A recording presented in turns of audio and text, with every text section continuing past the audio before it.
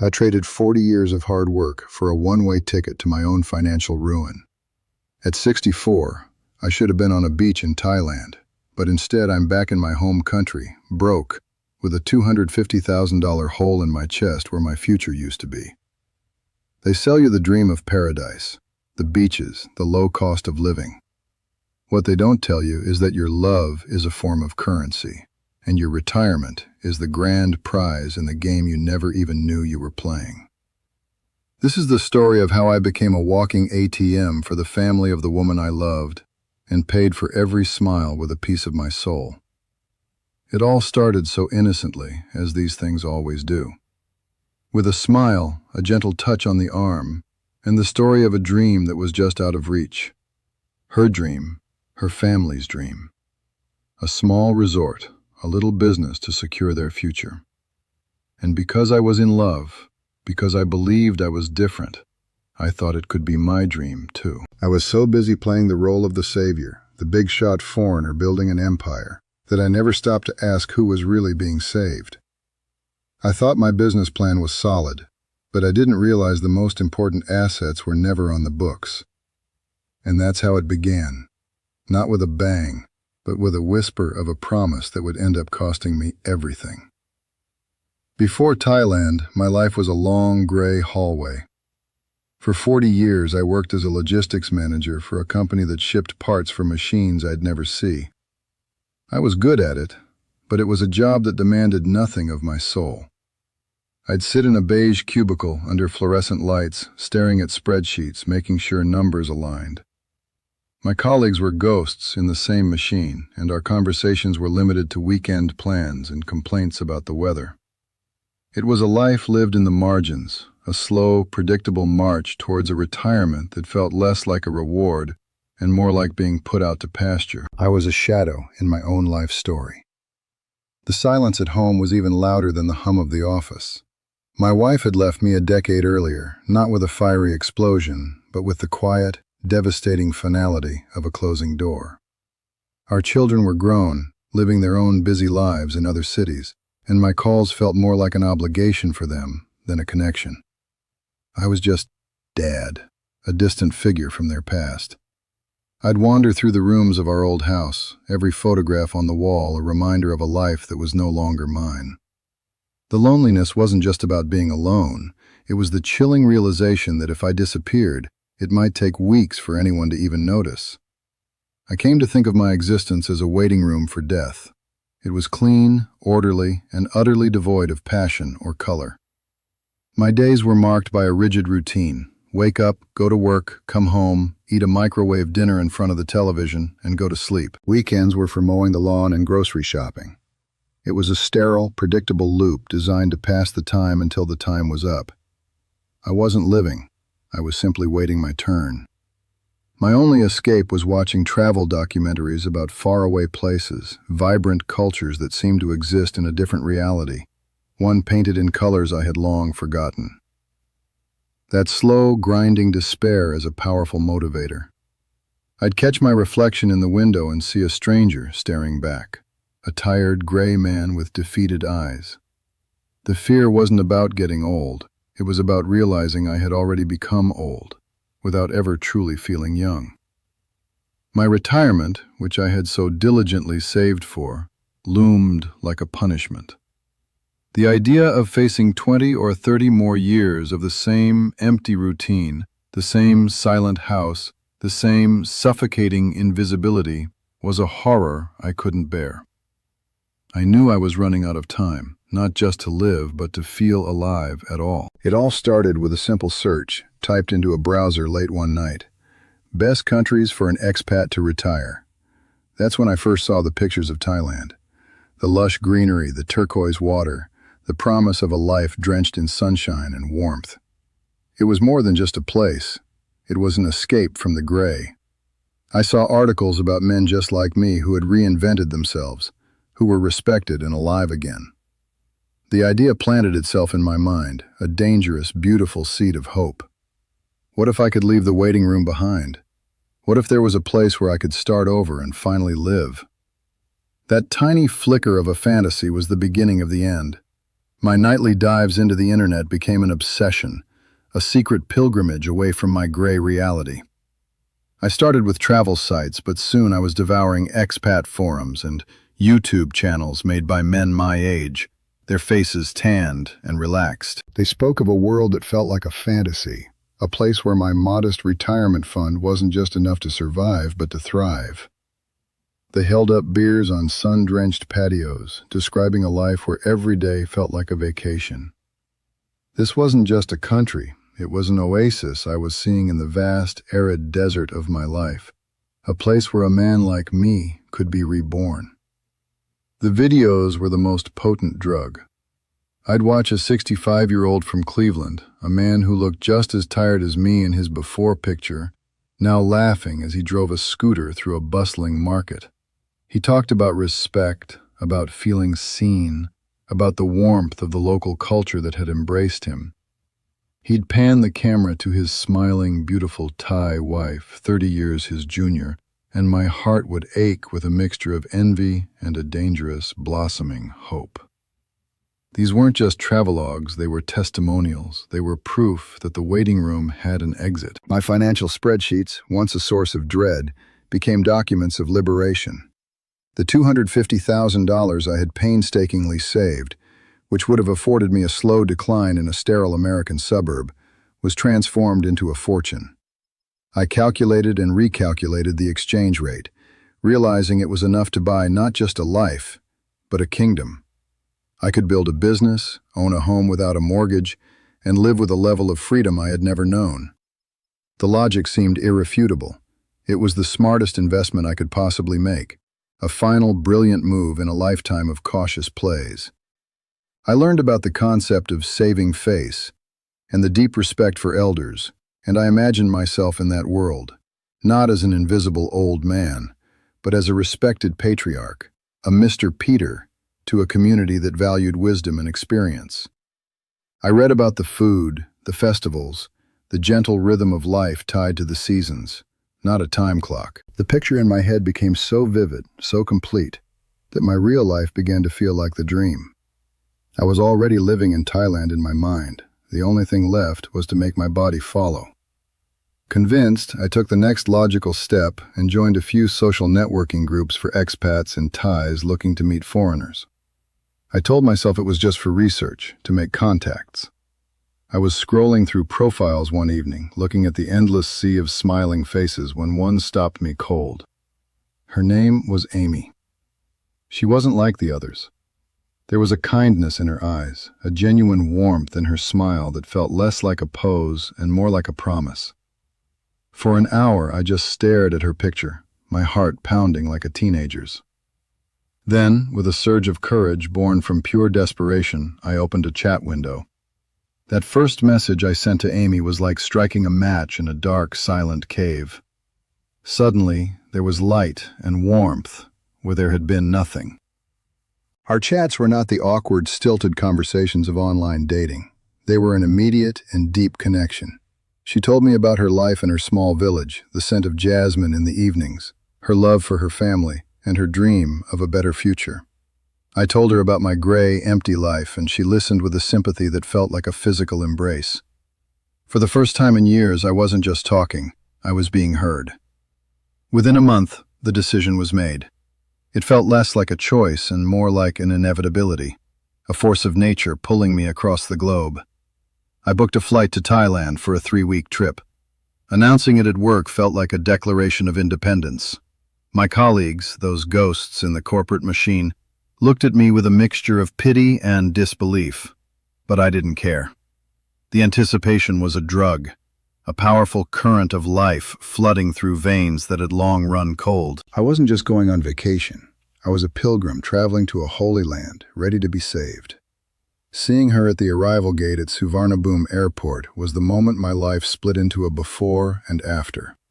She was radiant, her smile even more brilliant than in her pictures, and she held a small garland of flowers that smelled of paradise.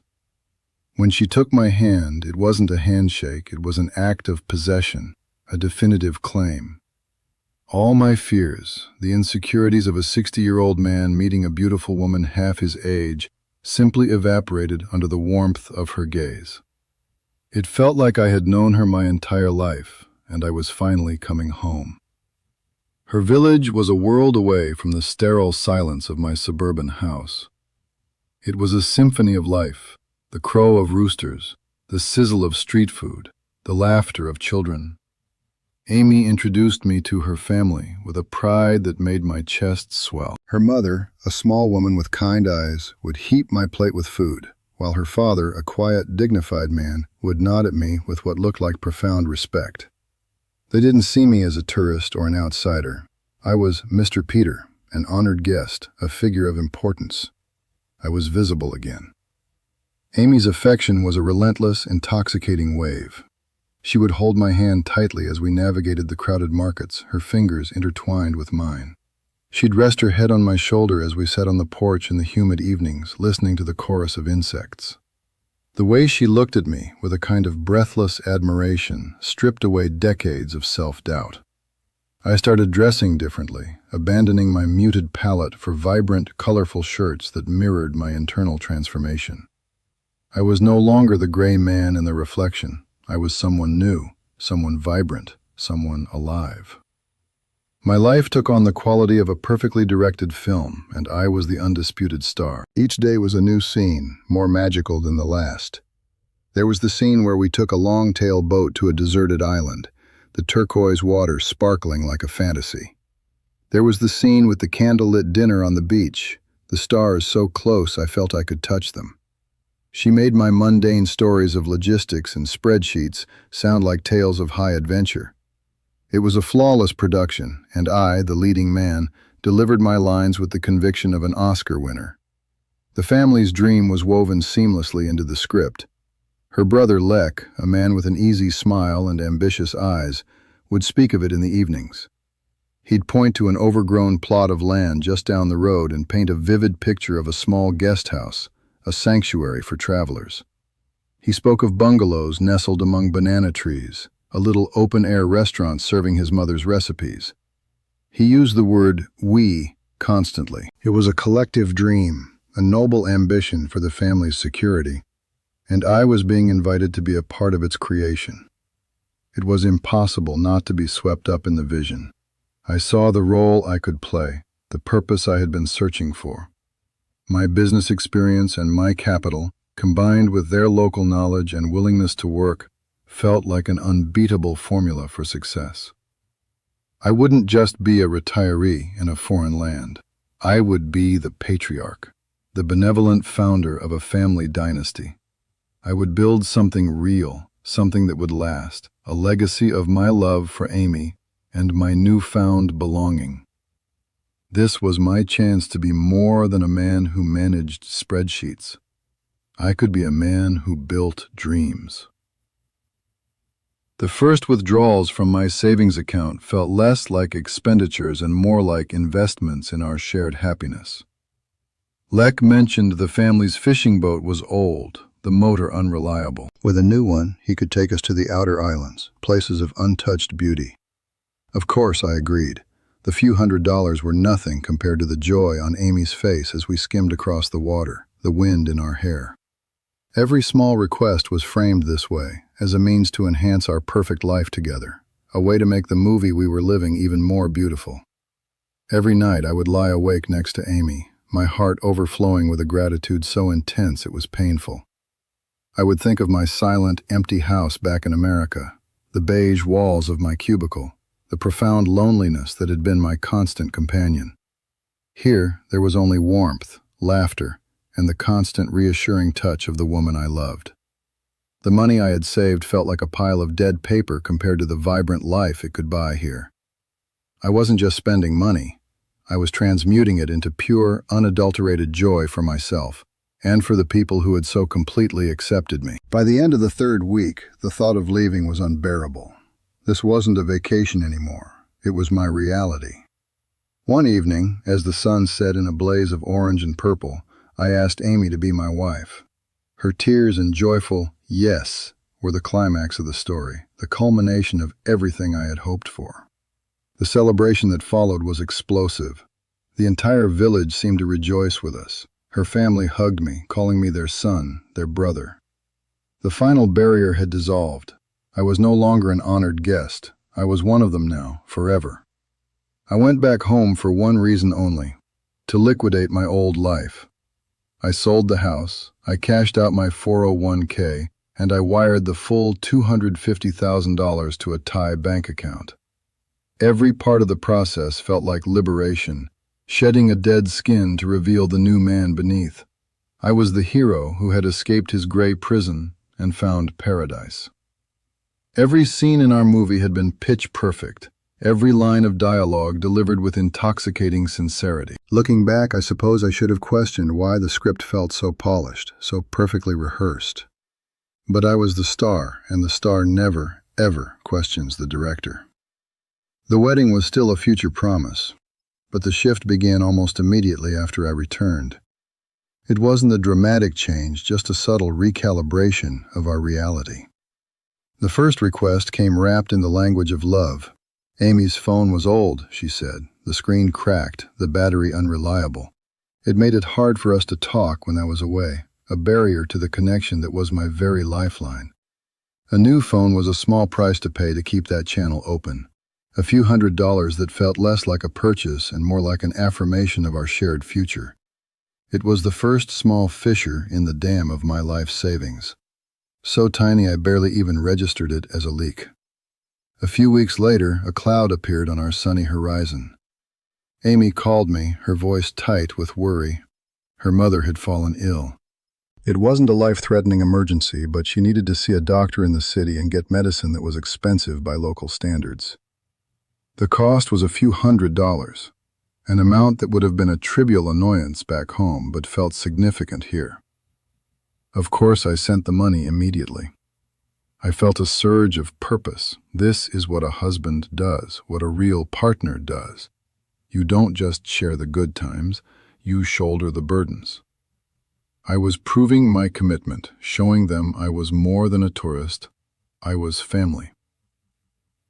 The next request came from Lek, my future brother-in-law and business partner. He approached me with a story of a small, nagging debt, a misunderstanding with a supplier that was causing him to lose face in the community. It was a stupid, trivial amount, about $1,000, but it was preventing him from moving forward, a distraction from our grand guesthouse project. I saw the logic instantly. It was a strategic move, a small investment to clear the path for a much larger one. Paying it off wasn't a handout. It was about unshackling my key partner so he could focus his full energy on building our shared dream. It was a business decision. Then came the land. Lek called me with a sense of breathless urgency. The perfect plot, the one we had walked and dreamed on, was suddenly at risk. Another buyer was interested. We needed to put down a non-refundable deposit of $5,000 to secure it, and we had to do it by the end of the week. The pressure was immense. My financial reservoir was still full, and this felt like the first truly tangible step of our project. This wasn't for a sick relative or a past debt. This was for our future. I wired the money, feeling a thrill of accomplishment. We weren't just talking anymore. We were building. With the land secured, Amy explained the next essential step, a blessing ceremony. It was a crucial tradition to ensure good fortune and ward off bad spirits from our new business venture. It involved inviting monks to chant, making offerings, and preparing a feast for a good portion of the village. To question it, she explained, would be deeply disrespectful to the culture and would start our project on the wrong foot. The cost, a couple of $1,000s, seemed like a legitimate business expense to me. It was an investment in community goodwill, a public relations exercise to show we were serious and respectful. Not long after, another crisis erupted. The family's pickup truck, their lifeline for getting produce to the market and for countless other daily tasks, had broken down. The engine was finished, Lek told me, his face a mask of despair. The repairs would cost more than the truck was worth. Without it, a key source of the family's income would dry up. I saw myself as the problem solver, the steady hand that could calm the waters. I sent the money for a newer, more reliable used truck. I was becoming the family's safety net, and the feeling of being so needed, so vital, was intoxicating. The pattern continued, each request wrapped in a different emotional justification. A young niece, Amy's favorite, had the opportunity to attend a better school in a nearby town, but the tuition and boarding fees were impossible for the family to afford. Amy spoke of it with tears in her eyes, describing the dream of giving the next generation a chance she never had. How could I refuse? My investment wasn't just in a guest house anymore. It was in the upward mobility of an entire family. I was their benefactor, the patriarch securing not just their present but their future. The feeling was powerful, addictive even. Then the requests started to feel a little more gray. Lek informed me that to get our building permits approved quickly, we needed to pay a special facilitation fee to a local government official. He assured me it was standard practice, just how things get done in Thailand. My Western sensibilities screamed that this was a bribe, but Lek insisted that refusing would mean delaying our project by months, even years. Reluctantly, I agreed. I was navigating a foreign system, I told myself. Sometimes you have to play by a different set of rules to get things done. The anxiety was a low hum beneath the surface now. The next request was the most personal yet. In a tearful late-night conversation, Amy confessed a secret she had been hiding. She had a significant debt from before we met, a loan she had taken out to pay for a family medical emergency years ago. The moneylender was now threatening her, charging an impossible interest rate. It was a sum of nearly $10,000. My heart broke for her. This wasn't a business decision. This was a rescue mission. I was her protector, the man who could slay the dragons of her past. I sent the money to wipe the slate clean, so we could finally start our future without any shadows. As the land was cleared, Lek came to me with what he called a fantastic opportunity. A supplier he knew was offering a massive, one-time discount on a huge shipment of building materials, wood, concrete, roofing tiles, but we had to buy it all at once, up front. The cost was staggering, nearly $20,000. The water level in my financial reservoir was noticeably lower now, and a real sense of alarm began to flicker. But this was it, the real start of construction. This was money going directly into the bones of our business. I took a deep breath and made the transfer, seeing it as a bold, decisive move to push us forward. The elation from that purchase lasted less than a week. Lek came to me, his face grim. He had been talking to the builder, and there was a problem with the initial design. It was inefficient, he said, and wouldn't meet the standards of the tourists we wanted to attract. They had a new, better plan, but it required different, more expensive materials. A significant portion of the supplies we had just purchased were now useless.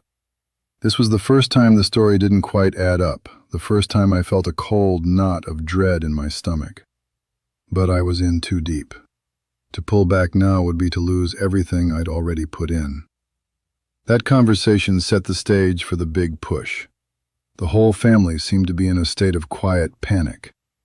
Lek laid out a new, hastily revised budget detailing all the unforeseen costs and the changes to the plan. They were short, he explained, desperately short of the money needed to even complete the foundations and the first 2 bungalows. The amount he named was another $30,000. As he spoke, Amy began to cry softly, whispering about how close we were. I looked at the pleading faces around me, feeling the crushing weight of their collective hope. This is the last one, I told myself, the final push to get us over the line. The dam was groaning, but I ignored the sound and opened my banking app one more time. That final $30,000 was the fee I had to pay to keep believing in the movie. I sent it, and for a few weeks the illusion held. Trucks arrived, not with the right materials, but with men who started digging. The hole in the ground grew, and so did the hole in my bank account. The family's mood lifted. There were smiles and laughter again, and Amy's touch was no longer tinged with desperation. It felt like progress, but it was really just the expensive, elaborate stagecraft for the final act. Lek approached me one evening, not with panic, but with the calm, confident air of a seasoned CEO about to unveil a masterstroke of strategy. He unrolled a new set of drawings on the table, far more ambitious than the simple guesthouse we'd discussed. This was a proper resort, with a pool, a full-service restaurant, and 10 luxury bungalows instead of 4 simple ones. He spoke of attracting a higher class of tourists, of creating a real destination. Then he pointed to the land itself. "Why are we building on land someone else owns? Paying rent forever?" he asked, his voice dripping with irrefutable logic. "We should buy it. And the plot next to it. Own the whole corner." It was presented not as a change of plan, but as an evolution, the only truly smart, long-term play. Amy translated his vision into a dream for us. A home. Not just a business, but a beautiful house for us, right there on the property, overlooking the entire resort. Our home. She spoke of our future children playing by the pool, of us growing old together on the veranda.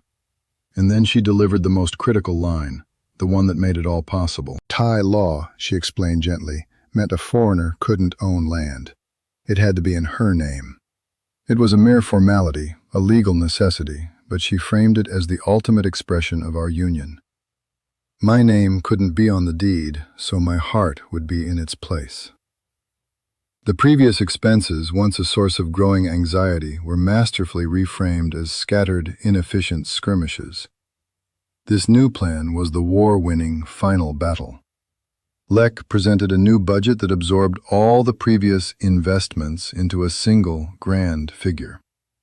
Buying the 2 plots of land, paying for the upgraded building materials, the permits, the construction of the entire resort and our house, it was all rolled into one. It was a staggering number, one that would require almost everything I had left. But it felt clean, decisive. It was a chance to stop the bleeding from 1,000 small cuts by making one single, definitive investment in our forever. I was standing on the edge of the cliff, and they were all looking at me with such hope, such certainty that I could fly. My life savings, the sum of 40 years spent in a gray cubicle, had become the fuel for this beautiful, terrifying bonfire. The logic was gone, replaced by a tidal wave of emotion. To refuse would be to admit the entire thing was a sham. To refuse would be to break Amy's heart and destroy her family's dream. It would mean turning my back on the only life that had ever felt real. I wasn't just investing money anymore, I was investing my very soul. So there I was, in a dimly lit internet cafe, the only place with a stable connection strong enough for an international transfer of that size. Amy sat beside me, her hand on my arm, her head resting on my shoulder. On the screen was the final confirmation page from my bank. The amount was dizzying, a figure that represented my entire past and my only possible future. All the red flags, all the doubts, were just whispers in a hurricane of her presence. I took a deep breath, the smell of jasmine from her hair filling my lungs. I looked from her trusting eyes to the screen and I clicked the button.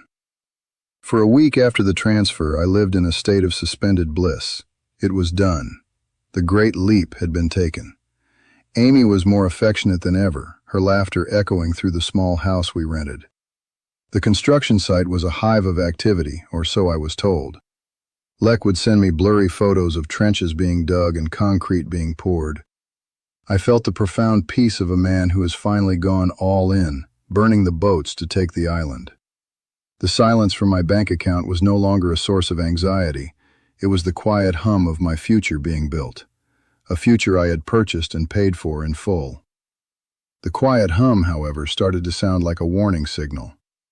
After that first week, the photo updates from Lek stopped. When I asked Amy, she'd wave it off, blaming the seasonal rains or a local holiday I didn't know about.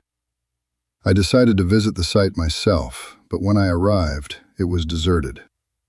The half-dug trenches were filling with muddy water, and the few piles of rebar lay rusting in the weeds. A cold, sick feeling began to creep up my spine. I called Lek. His phone went straight to voicemail. Amy assured me he was just in a neighboring province buying supplies, but her eyes wouldn't meet mine. My mind started racing, grasping for a logical explanation, for any branch to hold on to over the abyss that was opening beneath me. It wasn't suspicion yet. It was a desperate need for confirmation that everything was okay. I told Amy I was going into the city to run some errands, but my real destination was the land registry office. I just needed to see the paperwork, to hold the deed with her name on it in my hands. That physical proof, I thought, would silence the growing panic in my chest. It was a business formality, a way to soothe the nerves of the primary investor. The land office was a sterile, air-conditioned room that felt a world away from the humid chaos outside. I gave the plot number to a bored-looking clerk who typed it into his computer with agonizing slowness. He didn't look up, just grunted and pointed towards a humming printer. A single sheet of paper emerged. He stamped it without a word and slid it across the counter. My heart was pounding as I picked it up. This was it, the proof, the foundation of my new life. I unfolded the paper, my eyes scanning for Amy's name, the beautiful, simple name I had tied my entire world to. It wasn't there. The name on the deed was a man's name, someone I had never heard of. But that wasn't the worst part. The date of the transfer was stamped clearly on the bottom, over a year ago. The plot of land we had urgently secured with a deposit, the land I had just paid a fortune to purchase outright, had been sold to someone else long before I had ever even met Amy. The clerk was looking at me now, a flicker of pity in his eyes. I felt the floor drop out from under me. The movie set had just collapsed, revealing the bare, empty soundstage behind it. I stumbled out into the blinding sunlight, the stamped paper shaking in my hand. My phone felt like a block of ice as I tried to call Amy, then Lek, then Amy again. Voicemail, voicemail, voicemail. I don't remember the drive back to the village. When I burst through the door of our house, the silence hit me like a physical blow. All of her things were gone. The closet was empty, the pictures were gone, the scent of her jasmine perfume had vanished. There was nothing on the kitchen table but a single folded piece of paper. It was a bus ticket, dated the day after my final transfer cleared, for a town in a province I had never heard of. The silence in the house was a physical thing, a heavy blanket that smothered all sound. I stood in the empty living room, the flimsy bus ticket still clutched in my hand. It was an invoice for my own stupidity. There was no rage, not yet. Just a vast, hollow emptiness where a life used to be. Every ghost of a memory, her laugh echoing from the kitchen, the scent of her hair on the pillow, the weight of her head on my shoulder, had been methodically scrubbed from the scene of the crime. I wasn't a jilted lover standing in our home. I was a trespasser in a stranger's house. My desperate search for an explanation ended at her mother's porch, the same place I had been welcomed as a savior. Lek was there, sitting with a few other men, their faces impassive. When he saw me, he didn't smile or stand. He just stared, a cold, dead-eyed look of dismissal. My questions about Amy and the money hung in the humid air, unanswered. A few of the men chuckled. Her mother came to the doorway, looked at me for a moment with nothing in her eyes, and then turned away.